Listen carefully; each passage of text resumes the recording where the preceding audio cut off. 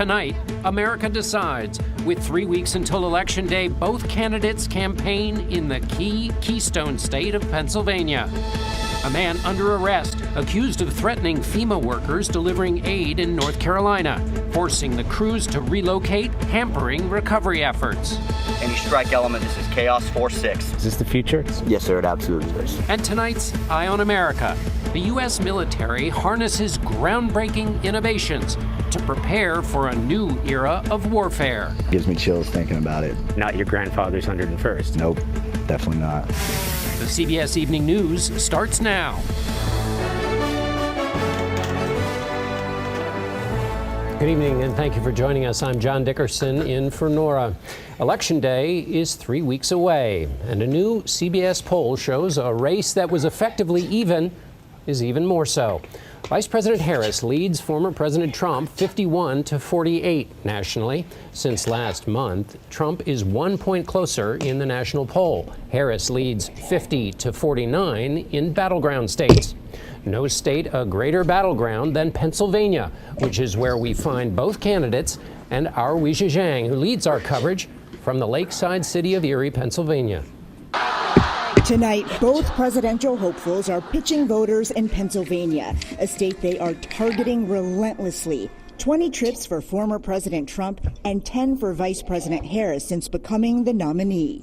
So, Pennsylvania, today I ask you, are you ready to make your voices heard?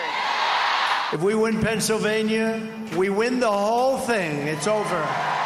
Their rallies today kick off an intense week of campaigning, with Harris hitting Wisconsin, Michigan, and Georgia, and Trump going to Georgia and Florida. This week, he ramped up the rhetoric against political rivals. We have two enemies. We have the outside enemy, and then we have the enemy from within. We have some sick people, radical left lunatics, and I think they're and it should be very easily handled by, if necessary, by National Guard, or if really necessary, by the military, because they can't let that happen. Harris campaign spokesman Ian Sams. Suggesting that the military should be used against his fellow citizens is beyond the pale. It's something that no president should ever do. Presidents should try to bring our country together. Harris today focused on shoring up a key constituency, black men. The campaign is concerned that a lack of enthusiasm will lead to low voter turnout. Former President Barack Obama raised the issue last week. Part of it makes me think that, well, you just aren't feeling the idea of having a woman as president. Harris announced a new plan aimed at winning them over, including $1 million forgivable small business loans, a focus on health issues that disproportionately affect black men, and legalizing recreational marijuana to boost the industry and create new jobs. Meanwhile, a scare on the campaign trail when police arrested Las Vegas resident Van Miller on his way to Trump's rally in Southern California on Saturday. Authorities say he had 2 loaded, unregistered guns in his SUV. But federal investigators say Trump was not in danger, and there's no indication this was an assassination attempt.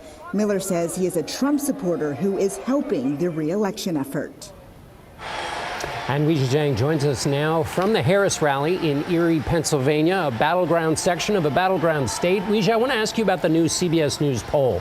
Okay, so we know the parties are ideologically opposed, but there's also a division on basic facts. One example, the border. Migration is at its lowest level since the Trump administration, but the polls show that not everyone sees it that way, do they?